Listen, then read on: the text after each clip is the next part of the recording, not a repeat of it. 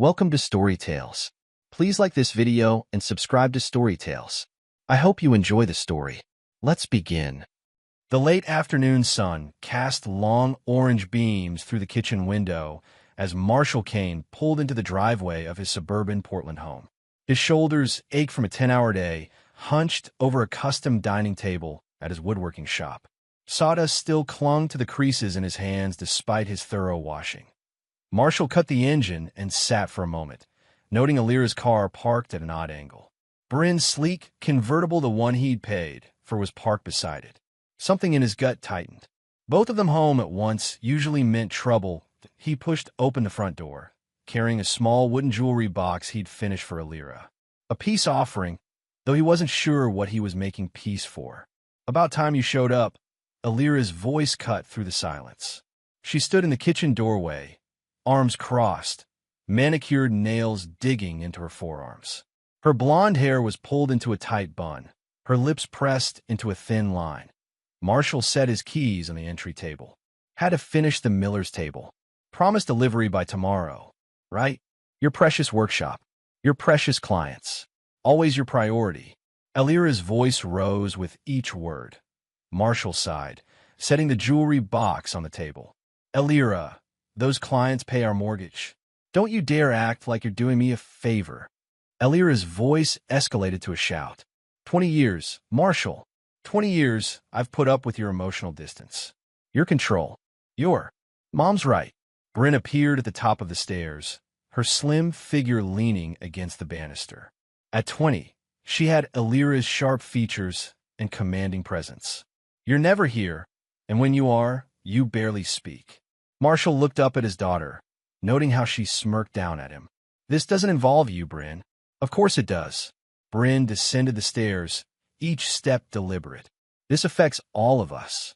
Mom's been carrying this family emotionally while you hide in your little workshop." Marshall kept his expression neutral, though he felt something breaking inside. Bryn had always sided with Alira, but the contempt in her voice was new. "You should hear how she cries," Bryn continued, positioning herself beside Alira. "But you wouldn't know about that, would you? Too busy with your precious wood." Alira seemed to gain strength from Bryn's presence. "You think providing financially is enough?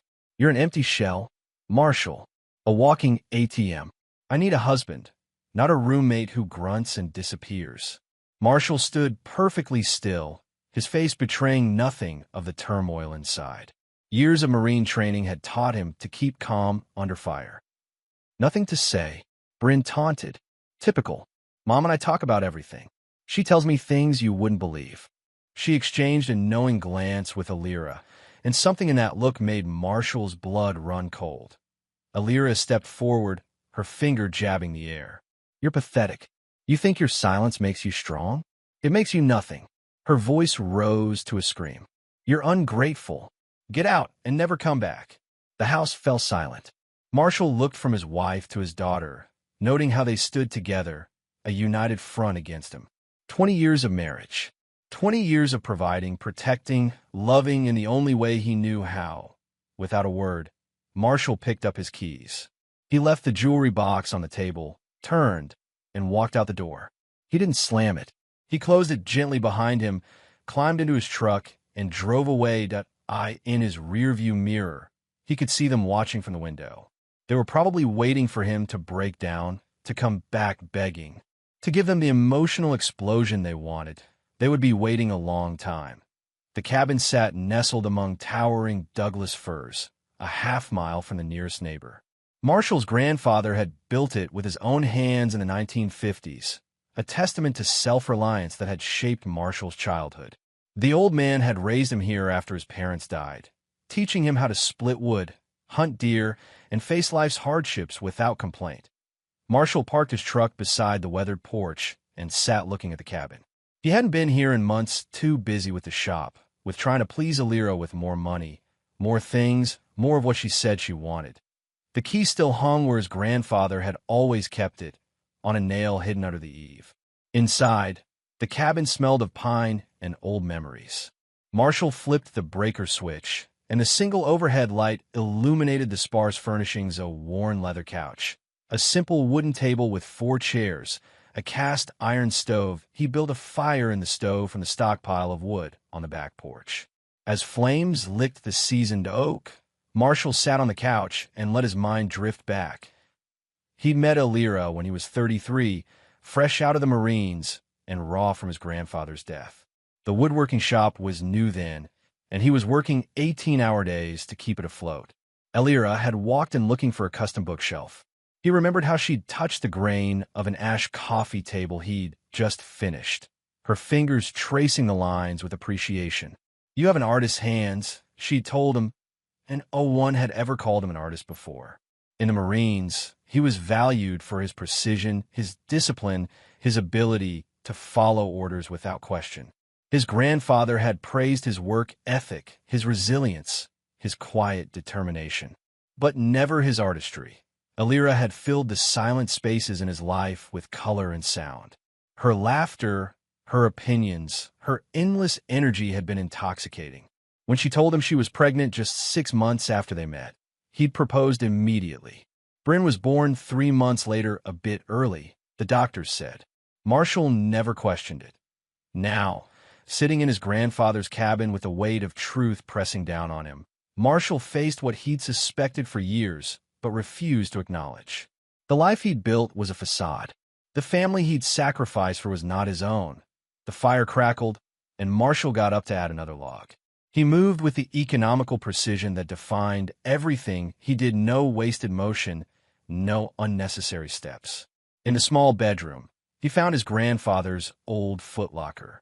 Inside were clothes that still fit him, a few books, and a leather-bound journal he'd kept during his first year as a civilian. Marshall opened the journal to a random page.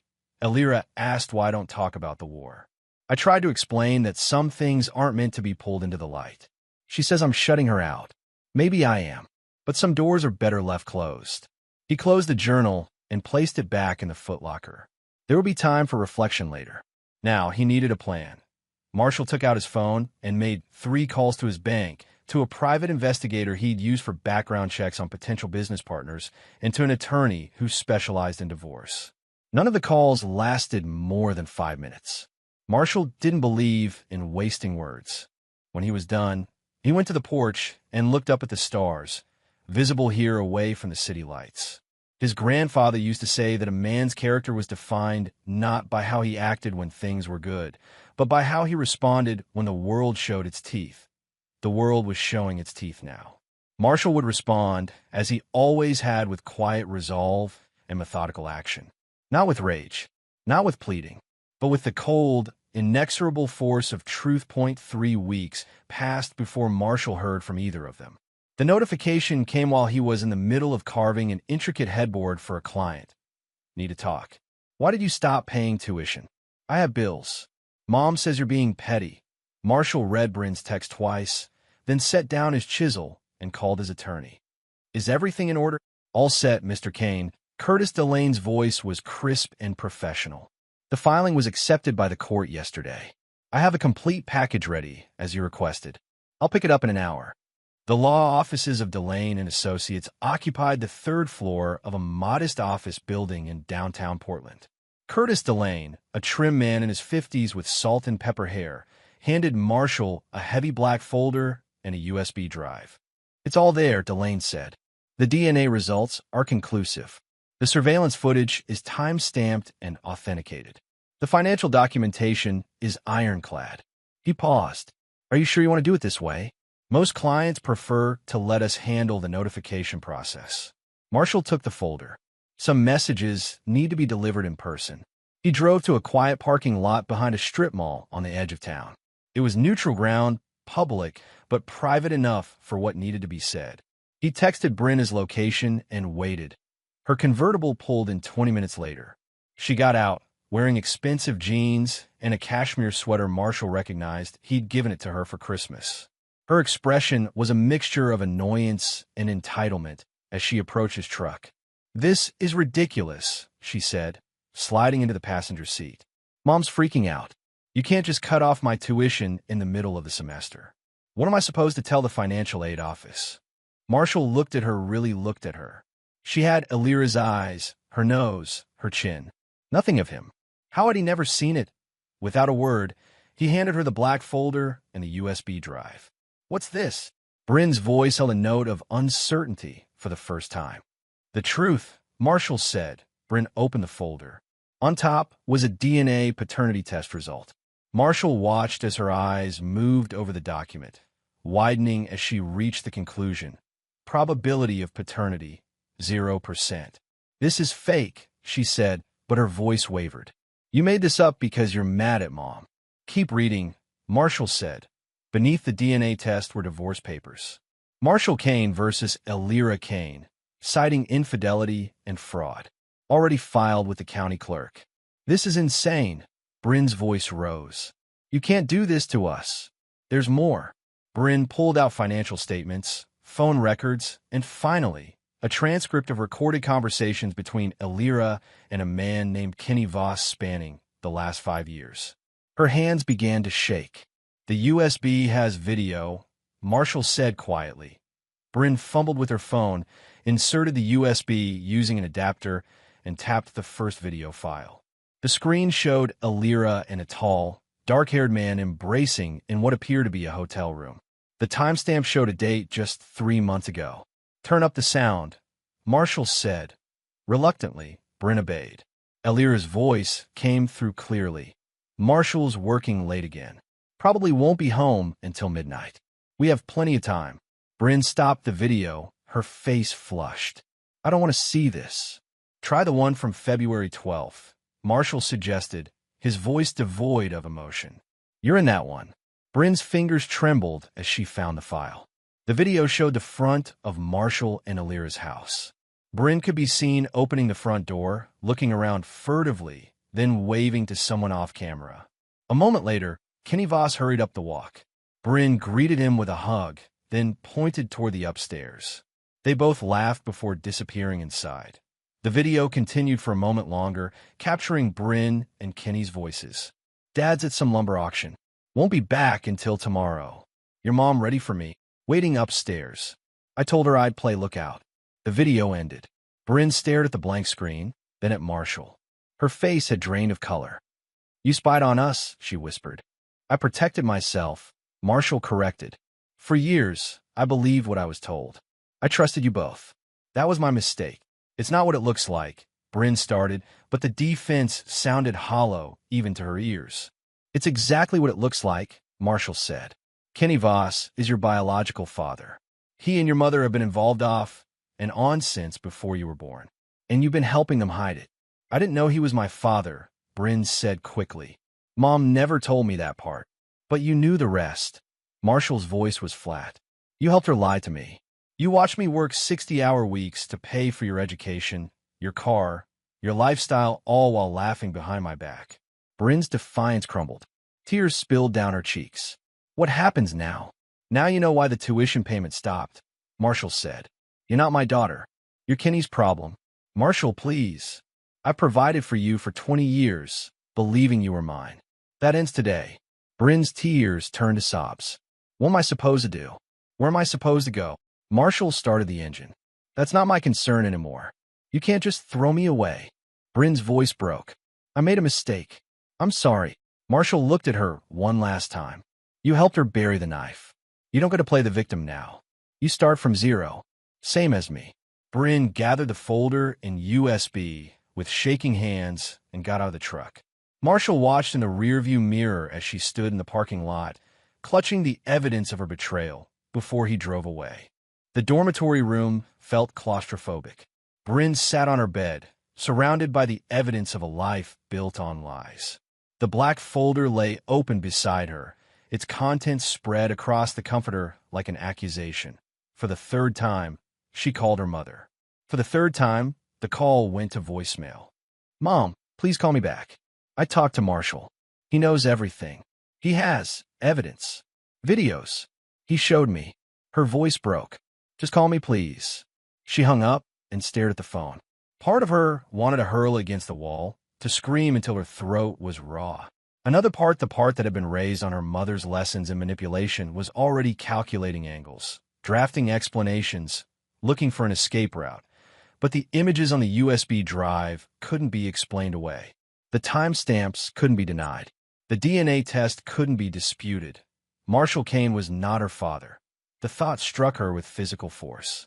The man who had taught her to ride a bike, who had built her a dollhouse with working lights, who had never missed a school play or a parent-teacher conference, that man was not her father, and she had helped betray him. Bryn remembered the night captured on video. She'd been home from college for the weekend. Her mother had called Kenny, telling him Marshall would be gone overnight. Bryn had agreed to keep watch, to warn them if Marshall returned early.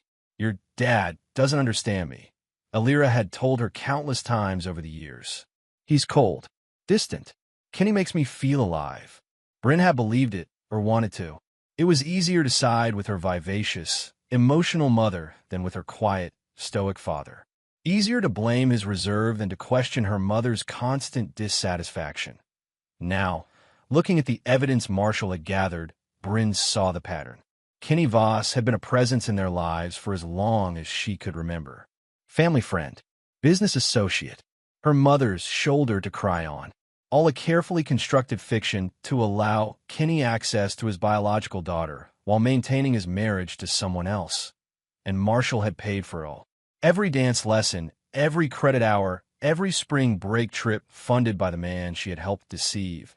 The realization hit her with a wave of nausea. Bryn barely made it to the bathroom before emptying the contents of her stomach. She sat on the cold tile floor afterward, her forehead pressed against the porcelain, and finally allowed herself to face the truth. She was not a victim. She was an accomplice. Her phone buzzed with a text message.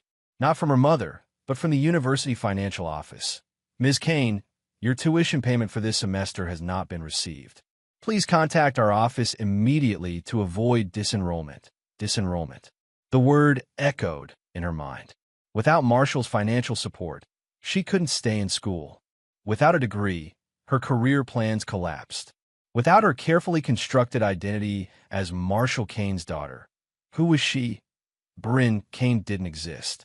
She was Bryn Voss, daughter of a man who had never acknowledged her, never supported her, never claimed her. The dormitory walls closed in around her. She needed to see Marshall, needed to explain, to apologize, to beg if necessary. She grabbed her keys and the black folder and ran for her car.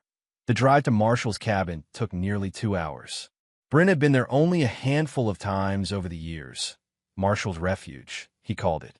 A place too boring, too rustic, too isolated for Alira and Bryn's tastes. Now it represented her only hope. The cabin looked smaller than she remembered, more weathered. Marshall's truck was parked outside, a good sign he was home. Bryn pulled up beside it and sat for a moment, rehearsing what she would say. "That I didn't know. I was manipulated too. I was just a kid." The excuses sounded hollow even in her own mind. Marshall opened the cabin door before she could knock.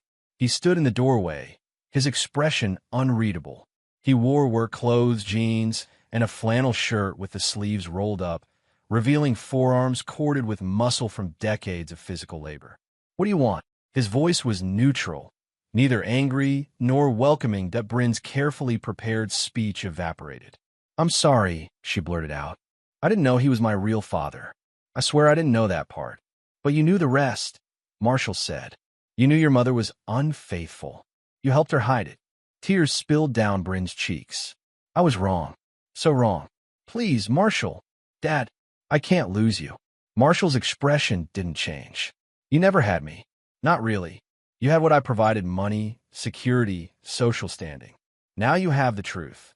"That's not fair," Bryn protested. "I loved you. I still love you." "Love isn't just a feeling," Marshall said. "It's a choice. It's loyalty. It's honesty. You chose your path a long time ago." "I'll do anything," Bryn begged. "Anything to make this right. Please, just tell me what I need to do." Marshall regarded her for a long moment. "You helped her bury the knife. You don't get to play the victim now. You start from zero. Same as me." With that, he closed the door, leaving Bryn standing on the porch, her tears falling freely now. "Please," she called, pounding on the door. "Please don't do this. Where am I supposed to go? What am I supposed to do?" Inside, she could hear Marshall moving around, ignoring her pleas. Bryn slid down the door to sit on the porch, sobbing openly now. The carefully constructed facade she'd maintained her entire life, popular girl, good student, daddy's little princess, lay in ruins around her. She was Bryn Voss now. And Bryn Voss had nothing. "Marshall, you need to eat something." Gwen Harlow set a plate of bacon and eggs on the workbench where Marshall was sanding a rocking chair. "You've been at it since dawn." Marshall glanced up at the woman who had been his friend for nearly a decade. Gwen ran the hardware store in town, a third-generation business she'd taken over from her father. She was practical, straightforward, and had never once tried to change Marshall or criticize his reserve. "Thanks," he said, setting down his sandpaper and picking up the fork. Gwen leaned against the workbench, watching him eat. "Town's talking," she said after a moment. Marshall nodded. "Expected as much. Marla Kendricks is telling everyone you had some kind of breakdown. Says you threatened Elira, that she had to kick you out for her own safety." Marshall's jaw tightened, but he kept eating. "Kenny Voss held an impromptu town council meeting yesterday," Gwen continued. "Made a big speech about supporting victims of domestic abuse. Didn't name names, but everyone knew who he meant." "Convenient narrative," Marshall said. "It's bullshit, is what it is." Gwen's eyes flashed with anger. 20 years in this town, and no one's ever seen you raise your voice, let alone your hand. But people believe what they want to believe. People believe what's easy," Marshall corrected. "The quiet husband snaps and turns violent? That's a story they understand. The respected councilman and the devoted wife carrying on a decades-long affair, concealing a child's paternity? That's complicated. Messy. So what are you going to do?" Gwen asked. "You can't let them smear your name like this." Marshall set down his empty plate. "Already doing it." He led Gwen to the small office at the back of his workshop. On the desk sat 3 cardboard boxes filled with neatly labeled files. "What is all this?" Gwen asked, picking up a folder. "Evidence," Marshall said. 20 years' worth. Gwen opened the folder to find phone records, receipts, photographs, all meticulously dated and organized. "You've been collecting this all along." Marshall shook his head. "Most of it is just normal record keeping. Business receipts, phone bills, security camera footage from the shop." He pointed to one of the boxes. "The PI gathered the rest over the last month." "You hired a private investigator?" "When?" "The night Elira kicked me out," Marshall said. "I knew something wasn't right. Had known for years, if I'm honest with myself. Just didn't want to face it." Gwen flipped through another folder, her expression growing grimmer with each page. "Marshall, this is extensive. You have recordings of Elira and Kenny planning how to get more money out of you. Texts between them going back 5 years. Photos of them together when you were supposedly on business trips." "Keep going," Marshall said. Gwen opened a third folder and gasped. "Is this what I think it is?" Marshall nodded. "DNA test. Bryn isn't mine." Gwen sat heavily in the desk chair. "Jesus, Marshall. All this time," Marshall agreed. "And now they're painting me as the villain." "You need to fight back," Gwen said firmly. "Show people who the real villains are." Marshall's phone buzzed with an incoming call. He checked the screen, then answered. "Delane, what's the news?" He listened for a moment, his expression unchanging. "Good. Proceed as planned. Let me know when it's filed." He hung up and turned to Gwen. "Elira's attorney just served mine with a petition for emergency spousal support. Claims I emptied our accounts and left her destitute." "That's ridiculous," Gwen said. "Your shop is thriving. Everyone knows that." "Not the shop," Marshall corrected. "Our personal accounts. And I didn't empty them. I removed my name from the joint accounts and transferred my personal funds to new accounts in my name only. Perfectly legal. And the shop, sole proprietorship. Always has been. Elira wanted no part of it when I was starting out, said it was too risky. Her name isn't on any of the business documents." Gwen whistled. She didn't think this through, did she? "Neither did Kenny," Marshall said. "He's been embezzling from the town for years. Small amounts, well hidden. But he's been using the money to fund trips with Elira." "How do you know that?" Marshall opened another folder and handed Gwen a stack of financial records. "Kenny oversees the town's recreation budget. Every fiscal quarter for the past 5 years, Between $5,000 and $10,000 has been allocated to special projects that don't exist. Gwen scanned the documents, her eyes widening. Marshall, this is explosive. If this gets out, Kenny's career is over. He could face criminal charges. I know, Marshall said quietly. So what's your next move? Marshall returned to his rocking chair, picking up the sandpaper again. Court date is next week. We let the legal system do its job first. And after that, Marshall's hands moved methodically over the wood, smoothing every imperfection. After that, the truth comes out. All of it. The courthouse steps were crowded with familiar faces when Marshall arrived. Curtis Delane met him at the entrance, briefcase in hand. Quite the turnout, Delane remarked, nodding toward the crowd. Word travels fast in small towns. Marshall scanned the faces. Elira stood near the top of the steps, surrounded by a group of women. Marla Kendricks had her arm around Elira's shoulders in a protective gesture. Elira had dressed for the occasion in a modest navy suit, her hair pulled back, her makeup subdued. The perfect image of a wronged wife. Kenny Voss stood a few feet away, deep in conversation with the town mayor. He glanced up as Marshall approached, his expression a careful mask of concern and disapproval. Ready? Delane asked. Marshall nodded. Let's end this. They moved through the crowd, ignoring the whispers that followed them. Marshall kept his gaze forward, his posture straight. Years in the Marines had taught him how to march into hostile territory without showing fear. Inside courtroom 3, Elira and her attorney were already seated at one of the tables. Marshall and Delane took their places at the other. The gallery behind them filled quickly. All rise for the Honorable Judge Raymond Phelps. Judge Phelps, a stern-faced man in his 60s, took his seat and surveyed the courtroom.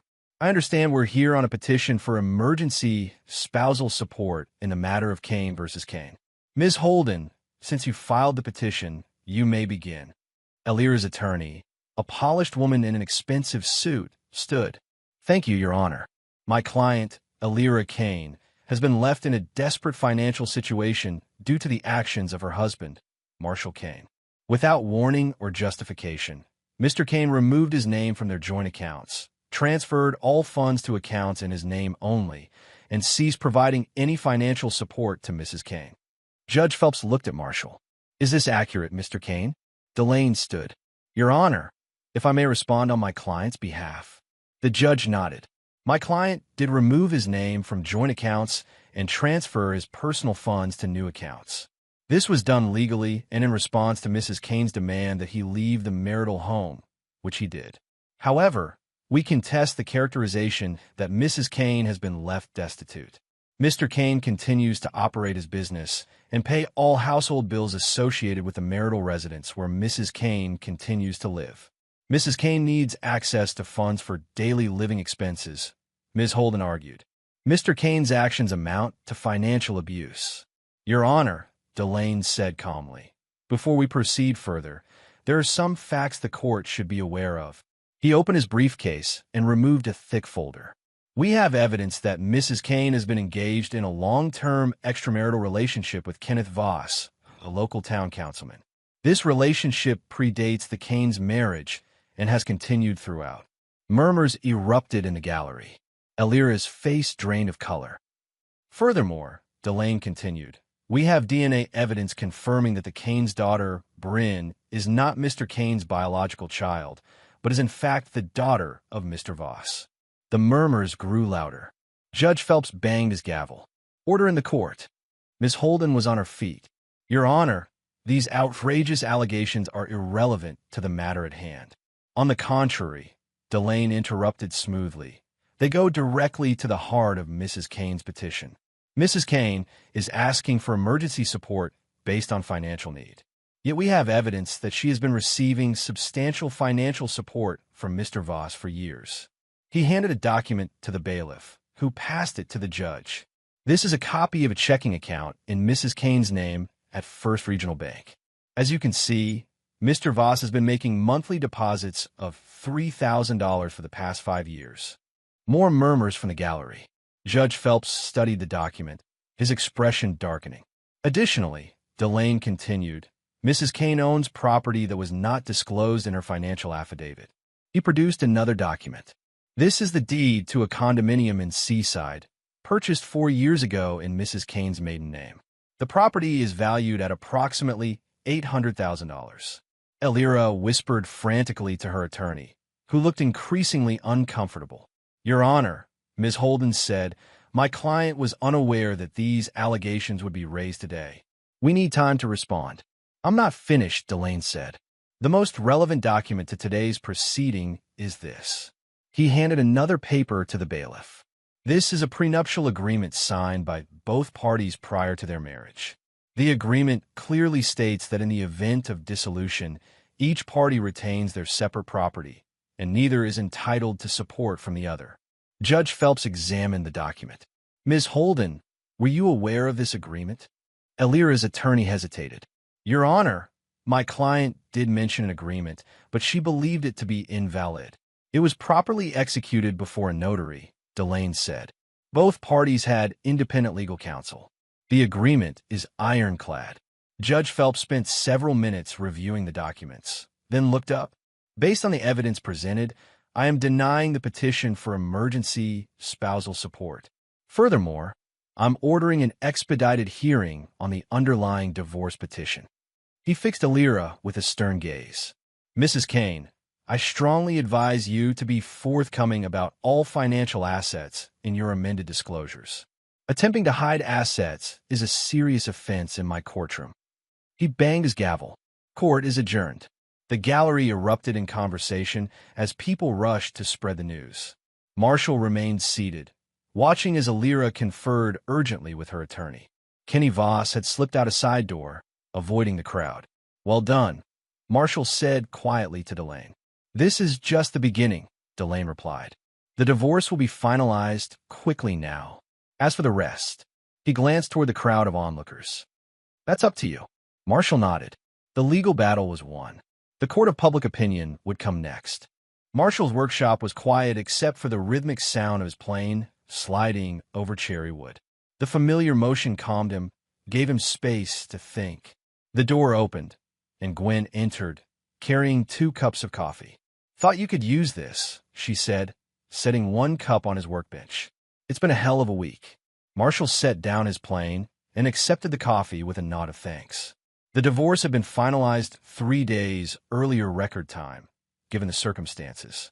Elira had withdrawn all counterclaims after the initial hearing, hoping for a quick, quiet resolution. She wouldn't get it. Have you decided? Gwen asked, perching on a stool. Marshall took a sip of coffee before answering. Yes. He led her to his office and opened his laptop. On the screen was a simple website, ready to go live. The header read, The Truth About Elira Kane and Kenneth Voss. Gwen leaned in to read the text. Marshall, this is direct. It's factual, Marshall corrected. No embellishment.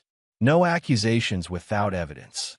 The site contained a straightforward timeline, beginning with Marshall and Elira's meeting and ending with the divorce decree.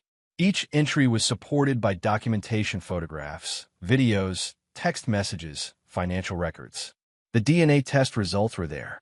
So were the records of Kenny's financial improprieties with town funds. Most damning were the videos of Elira and Kenny together, speaking openly about their relationship, about Bryn's paternity, about their plans to eventually leave their respective spouses once they'd extracted maximum financial benefit. You're sure about this? Gwen asked. Once it's out there, you can't take it back. I'm sure, Marshall said. They've been controlling the narrative for 20 years. Time for the truth. He clicked publish, and the site went live. What now? Gwen asked. Marshall closed the laptop. Now we wait. He didn't have to wait long. By evening, his phone was buzzing constantly with notifications. The website link had been shared hundreds of times across social media. Local news outlets were calling for comments. Former friends were texting apologies for believing Elira's stories. Marshall ignored them all and kept working on his rocking chair. The truth would speak for itself. He didn't need to add commentary. The first person to confront him directly was Marla Kendricks.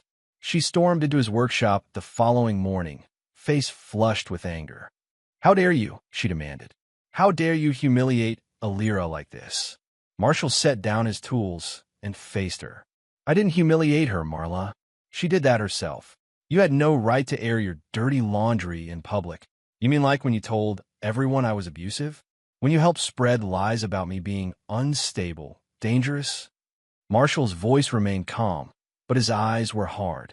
The difference is what I shared is documented truth. What you shared was malicious fiction. Marla faltered. Alira was my friend. She was upset. She was exposed. Marshall corrected. And so were you.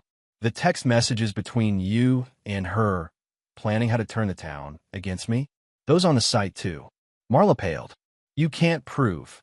I already have, Marshall said. Now, unless you're here to buy something, I have work to do. Marla left without another word. Throughout the day, others came, some to apologize, some to verify details, some just to gawk at the man who had turned the town upside down with his revelations. Marshall treated them all the same, polite but distant, refusing to be drawn into gossip or debate. The facts spoke for themselves. By the end of the week, the impact was clear. Kenny Voss had taken an indefinite leave of absence from the town council after the mayor announced an audit of all financial records. Alira had stopped appearing in public entirely. And Bryn, Marshall hadn't heard from Bryn since their confrontation at the cabin. According to Gwen, who heard it from the university registrar's sister, Bryn had withdrawn from classes and moved out of her dormitory. Her social media accounts had gone dark. On Friday evening, as Marshall was closing up the shop, Gwen appeared with a bottle of whiskey and 2 glasses. Thought we could use a proper drink, she said, setting the bottle on his desk. It's been one hell of a week. Marshall found 2 clean glasses and watched as Gwen poured a generous measure into each. They clinked glasses silently and drank. Kenny's wife filed for divorce today, Gwen said after a moment, naming Alira as co-respondent. Marshall nodded, but said nothing. And the audit found at least $60,000 missing from town accounts. The county prosecutor is involved now. Another nod. You won, Gwen said softly. It's all out in the open, just like you wanted. Marshall took another sip of whiskey, feeling the burn down his throat. It wasn't about winning. Then what was it about? Truth, Marshall said simply. Living honestly. Facing reality, not hiding from it. Gwen studied him over the rim of her glass. And now, what comes next for Marshall Kane? Marshall looked around the workshop at the projects in various stages of completion, at the tools his grandfather had taught him to use, at the life he had built with his own hands. Now, he said, I rebuild.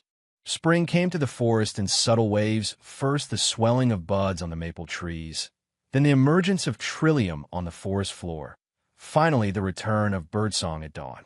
Marshall woke each morning before sunrise, built a fire in the wood stove, and sat on the porch with a cup of black coffee, watching the world awaken. The cabin had become home again, its simplicity a comfort after years in the too large suburban house with its echoing rooms and carefully curated furniture. Here, everything had a purpose. Nothing was for show. Marshall had expanded the workshop behind the cabin, adding large windows to capture the northern light. He worked there most days, focusing on smaller pieces, now jewelry boxes, chess sets, intricately carved picture frames. Word had spread about the quality of his craftsmanship, and orders came in steadily, many from out-of-state customers who knew nothing of the local scandal.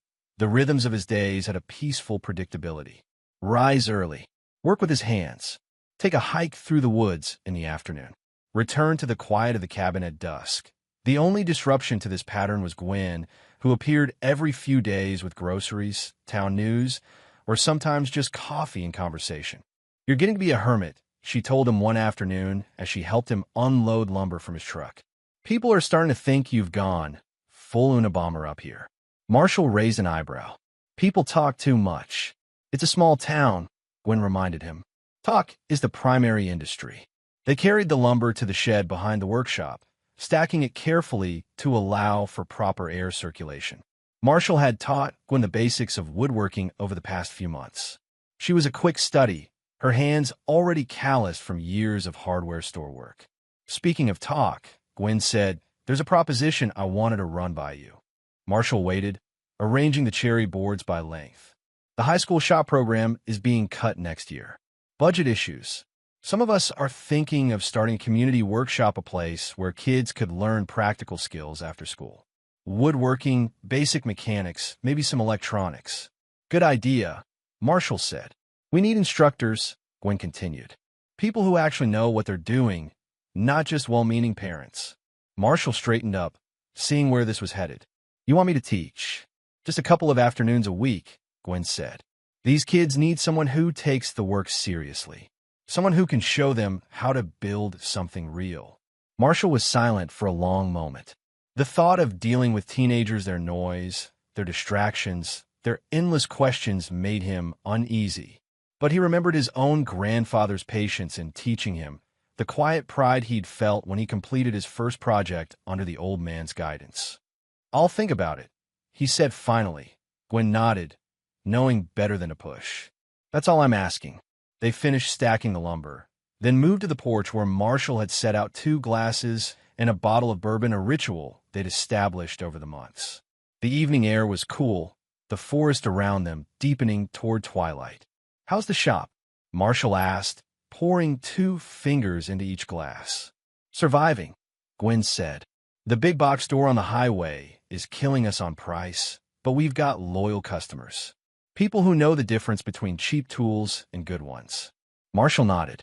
He understood the struggle of small businesses against corporate giants. His own shop had thrived because he offered what mass producers couldn't: quality, customization, craftsmanship. I've been thinking, he said after a while, about expansion. Gwen looked surprised. Marshall rarely discussed future plans.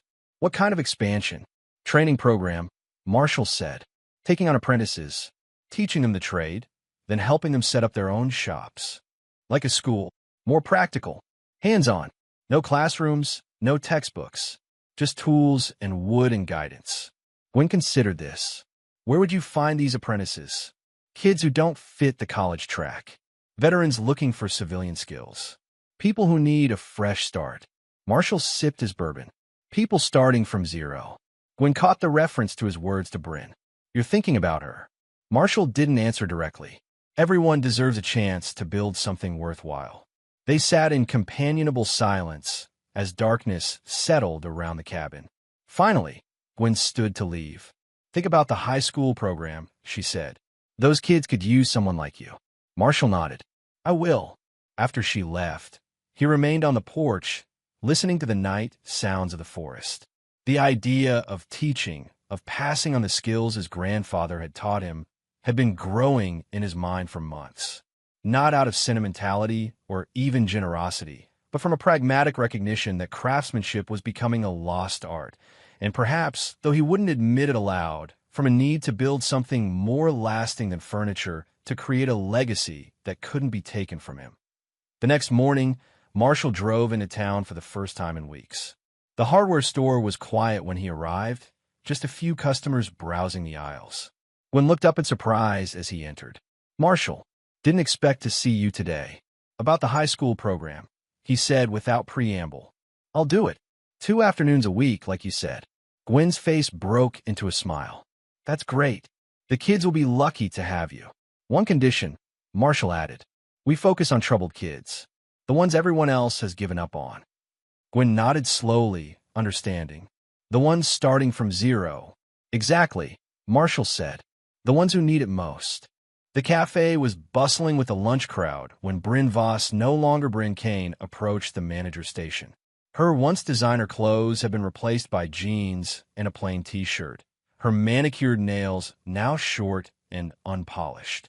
I'm here about the server position, she told the manager, a harried-looking woman in her 40s. I filled out an application online.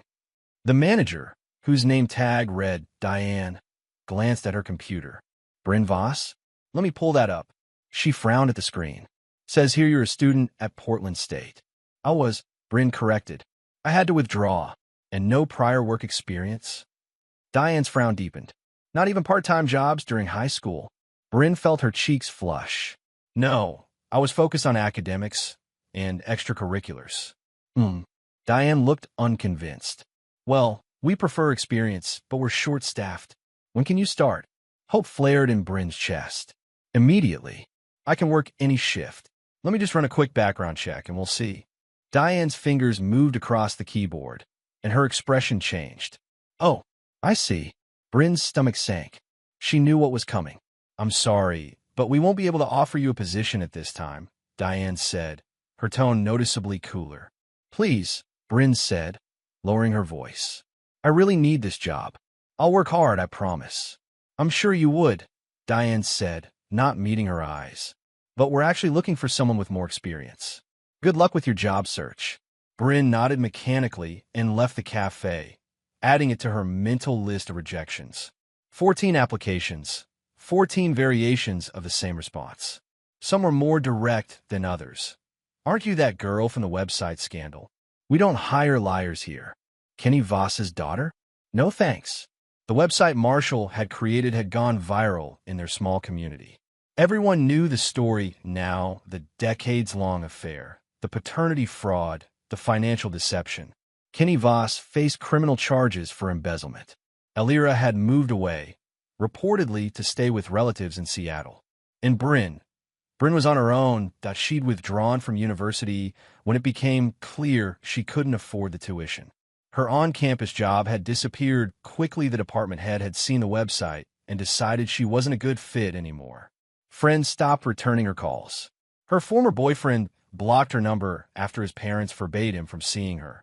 Now she lived in a tiny studio apartment on the outskirts of Portland, paying rent with the last of her savings. In 3 weeks, she would be broke. Bryn walked to the bus stop, checking her phone out of habit.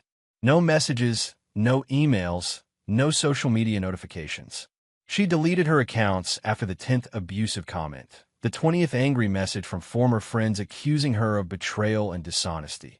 The irony wasn't lost on her. She had betrayed and lied. She'd helped destroy a good man's life. Now she was facing the consequences. The bus arrived, and Bryn found a seat near the back. As the city passed by outside the window, she thought of Marshall, of the life he'd given her, the sacrifices he'd made, the unconditional love she'd thrown away. She remembered his words on the cabin porch. "You start from zero. Same as me. Zero." That's exactly where she was now, to her apartment. Bryn found an eviction notice taped to her door. "Late on rent again, final warning." She tore it down and unlocked the door, entering the depressing single room that now constituted her entire world. A mattress on the floor, a milk crate serving as both table and chair, a duffel bag of clothes. She sat on a mattress and opened her laptop, the one thing of value she hadn't sold yet. Out of desperation, she typed "legal name change Oregon" into the search bar. The results showed a process that could be completed for around $300, plus publication fees. Bryn had exactly $342.17 to her name. She could start over, become someone else, someone without the taint of scandal and betrayal hanging over her, someone who might actually get hired. The idea took root, growing stronger as she researched the process. By morning, she'd made her decision. She withdrew $300 from her account, completed the paperwork at the courthouse, and placed the required notice in the newspaper. In 30 days, Bryn Voss would cease to exist. Bryn Kane would be reborn. The irony of taking Marshall's name, the name she'd never actually had a right to, wasn't lost on her. But it felt right somehow. A reminder of what she'd lost, what she needed to atone for. With the process set in motion, Bryn faced her most difficult task yet. She opened her laptop and composed an email. "Marshall, I know I have no right to contact you. I know you owe me nothing, but I want you to hear this from me rather than through town gossip, that I'm changing my name legally to Bryn Kane, not to claim any relationship with you, but as a promise to myself. A promise to live up to the values you try to teach me: honesty, responsibility, integrity. That I know I lost your trust. I want to earn it back, not ask for it. I don't expect forgiveness. I don't deserve it. But I wanted you to know that the lessons you taught are finally taking root, even if it's too late, that I'm starting from zero, just like you said. Building a life based on truth this time." Bryn, she hit send before she could change her mind, then closed the laptop and lay back on her mattress, staring at the water-stained ceiling.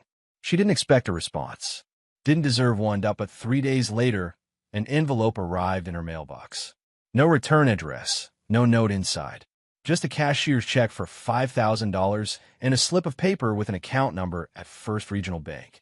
Bryn sat on the curb outside her apartment building, staring at the check with tears streaming down her face.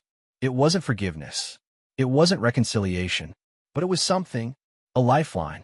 A chance. She deposited the check, paid her overdue rent, and enrolled in a certification program for medical coding practical skills that could lead to a practical job. She studied through the night, worked temporary jobs during the day, and slowly began to rebuild. The name change became final on a rainy Tuesday in April. Bryn Kane signed her new name for the first time on a job application for a data entry position at a small medical office outside Portland. The office manager, new to town and unfamiliar with the scandal, hired her based on her certification and evident hunger to work. Bryn threw herself into the job, arriving early, staying late, volunteering for tasks no one else wanted. She lived frugally, saving every penny. The account Marshall had opened for her received regular deposits, never large, never with any communication attached, but enough to help her stay afloat. She didn't waste the opportunity. 3 months into her job, she was promoted to full-time status with benefits. 6 months in, she enrolled in night classes to complete her degree. She found a small apartment closer to work, paid her bills on time, and began the slow process of building a credit history. All the while, she kept track of Marshall through local news and the occasional mention from coworkers who didn't know her connection to him. His mentorship program for troubled teens had gained attention in local papers. His craftsmanship was featured in a regional design magazine. He had rebuilt his life, just as she was trying to rebuild hers 1 year to the day after receiving the check. Bryn made her first repayment a money order for $500 sent to Marshall's shop address. No note, no explanation needed. Just the beginning of balancing the scales. She didn't expect acknowledgement, and none came.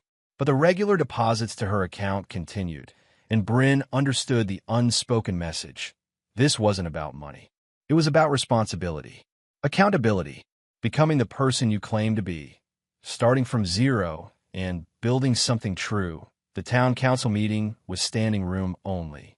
Marshall sat in the back row beside Gwen, watching as Kenny Voss stood at the podium, his once confident demeanor replaced by nervous agitation. In light of the ongoing investigation, Kenny said, his voice strained, "I am resigning from my position on the council, effective immediately." A murmur ran through the crowd. The investigation into Kenny's financial improprieties had expanded beyond the town's recreation budget to include questionable contracts, unexplained expenses, and missing equipment. The state prosecutor's office had become involved, elevating the case from local scandal to potential criminal matter. "Mr. Voss," the mayor said from his seat at the council table, "the council accepts your resignation. Do you have any further statement?" Kenny glanced around the room, his gaze skipping over Marshall. "Only that I apologize to the town for any irregularities that may have occurred during my tenure. I maintain that any mistakes were unintentional and—" "Bullshit," someone called from the crowd. "You stole from us." The mayor banged his gavel. "Order, please. Mr. Voss, you may step down." Kenny gathered his papers with shaking hands and hurried from the podium. As he passed Marshall's row, their eyes met briefly. Kenny looked away first. The meeting continued with other business, but the crowd thinned considerably after Kenny's resignation. Marshall and Gwen remained, listening as the council discussed the community workshop program that had been Marshall's focus for the past 6 months. "The results speak for themselves," the school superintendent was saying. "Attendance rates are up, disciplinary issues are down, and several of the students have even secured part-time jobs using their new skills." "And the funding?" a council member asked. "Private donations cover most expenses," the superintendent explained. "Mr. Kane provides the expertise and much of the equipment at no cost to the district." Heads turned toward Marshall, who nodded once in acknowledgement. "Well, I think we can all agree this is precisely the kind of program our community needs," the mayor said. "I propose we allocate funds to expand it next year." The motion passed unanimously. As the meeting adjourned, several people approached Marshall to shake his hand or offer words of appreciation. He accepted their praise with quiet nods, uncomfortable with the attention but gratified by the program's success. Outside, the night air was crisp with early autumn. Marshall and Gwen walked toward their parked vehicles, discussing the meeting's outcome. "You become a local hero," Gwen observed. "The stern craftsman who mentors troubled youth." Marshall shook his head. "Just teaching skills my grandfather taught me. It's more than that," Gwen insisted. "You're giving these kids purpose, direction, a chance to create something lasting." Before Marshall could respond, a figure stepped out of the shadows beside his truck. Elira. She looked thinner than he remembered, her once perfect appearance now showing signs of strained dark circles under her eyes, lines around her mouth, her designer clothes replaced by simpler attire. "Marshall," she said, her voice uncharacteristically tentative. "Can we talk?" Marshall glanced at Gwen, who raised her eyebrows in silent question. "It's fine," he told her. "I'll call you tomorrow." Gwen nodded and continued to her own car, though Marshall noticed she didn't immediately drive away, keeping watch, making sure he was okay. "What do you want, Elira?" Marshall asked, turning back to his ex-wife. "I heard you're doing well," she said. "The mentorship program, the expansion of your business. I'm happy for you." Marshall waited, knowing there was more. "I'm not doing so well," Elira continued, her voice catching. "Kenny's facing charges. His wife took everything in the divorce. And she trailed off, gesturing vaguely at herself. "I've hit bottom. What do you want?" Marshall repeated. "Alone," Elira said, the word clearly difficult for her. "Just enough to get back on my feet. To start over somewhere new, where people don't know me." Marshall studied her, this woman he'd once loved, once built his life around. She seemed smaller somehow, diminished by the consequences of her own actions. "No," he said simply. Elira blinked, clearly unprepared for the direct refusal. "Marshall, please. I have nowhere else to turn. I know I hurt you." "This isn't about hurt," Marshall interrupted. "This is about choices and consequences. You chose your path. Now you're facing the consequences. So that's it." Elira's voice hardened, a glimpse of her old self emerging. 20 years together, and you won't even help me when I'm desperate." "We weren't together for 20 years, Marshall corrected. "We shared a house, a bank account, a social circle. But you were with Kenny the entire time. Your choice. You're enjoying this, aren't you?" Elira's tone turned bitter. "Seeing me brought low while you're the town hero. I don't enjoy your suffering," Marshall said. "But I don't feel responsible for alleviating it, either." "What about Bryn?" Elira tried a different angle. "Have you heard from her? Do you know what she's going through because of what you did? Because of what I did?" Marshall raised an eyebrow. "I revealed the truth. You created it. She's your daughter in every way that matters." "No," Marshall said firmly. "She's not, and she never was. That was just another lie you told to me, to her, to yourself." Elira's face crumpled. "Please, Marshall, I'm begging you. Just enough to start over." Marshall looked at her for a long moment, remembering the woman who had walked into his shop all those years ago, who had touched the grain of his work with apparent appreciation, who had seemed to see something in him worth loving. Had any of it been real? It no longer mattered. "I am helping someone start over," he said finally. "Just not you." He unlocked his truck and got in, leaving Elira standing in the parking lot. As he drove away, he glanced in his rearview mirror to see Gwen pulling up beside Elira, rolling down her window to speak with her. Even in the dim light, he could see the anger in Gwen's posture, the defensive huddle of Elira's shoulders. Marshall drove to his shop rather than back to the cabin.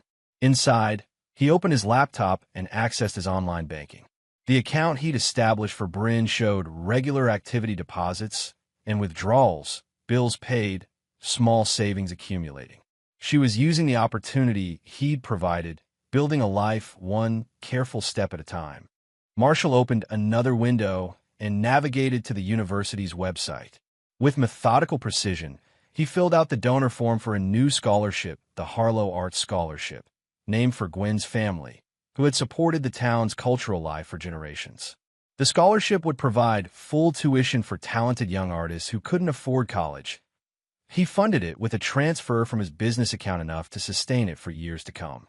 Under the selection criteria, he specified only that recipients must demonstrate both talent and financial need.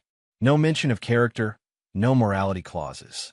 Just opportunity offered without judgment to those starting from zero. The application system would be administered by the university, the recipients anonymous to him. But Marshall had included one specific provision: priority would be given to applicants from their town and surrounding communities.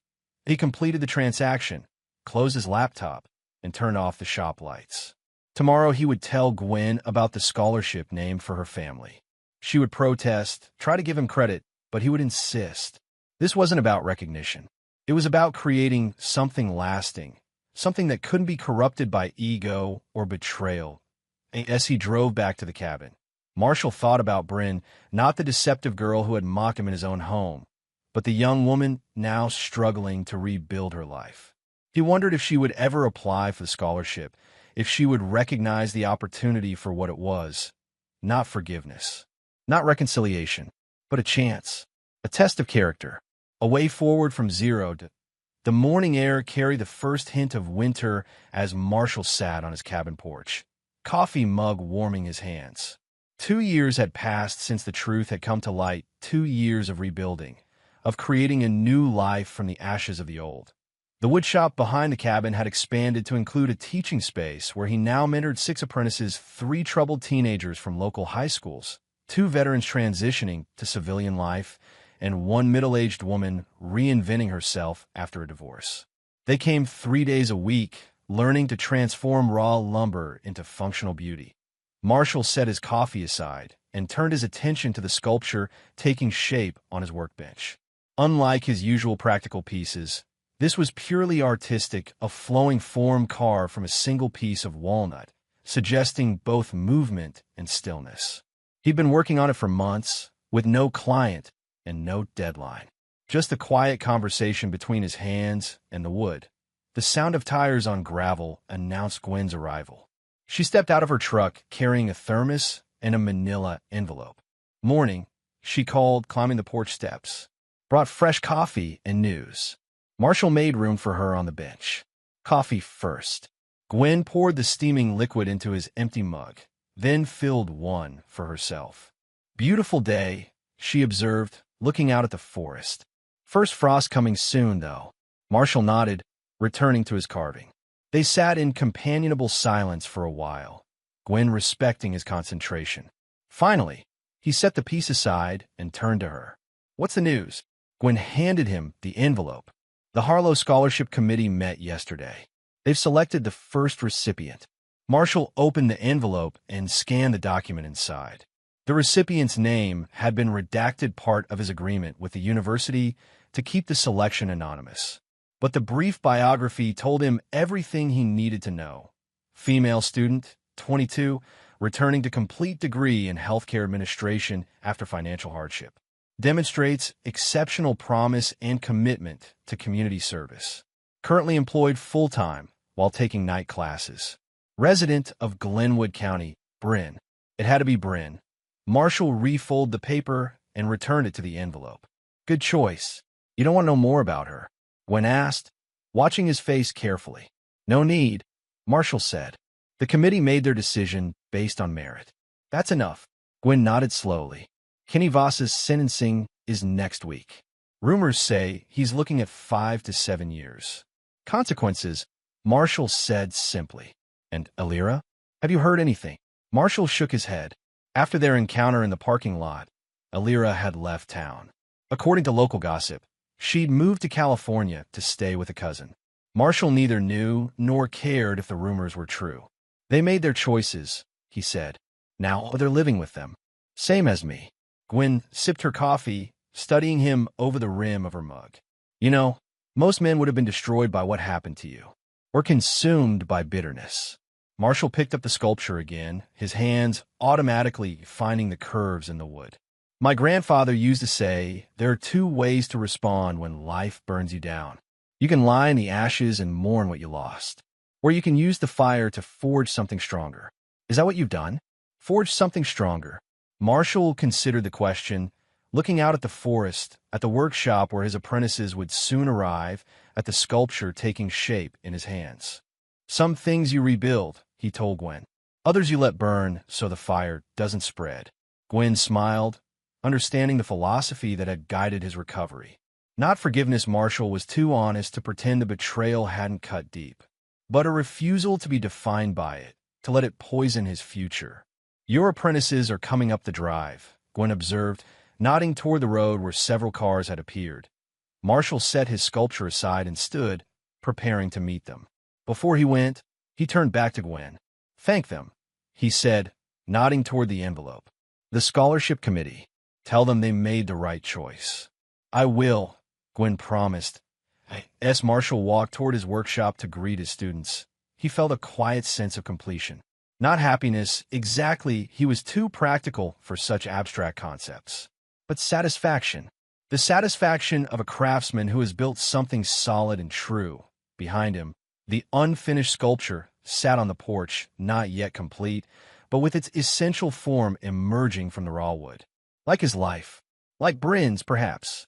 Unfinished, imperfect, but taking shape with each careful cut, each deliberate choice, starting from zero, building with truth, moving forward one day at a time.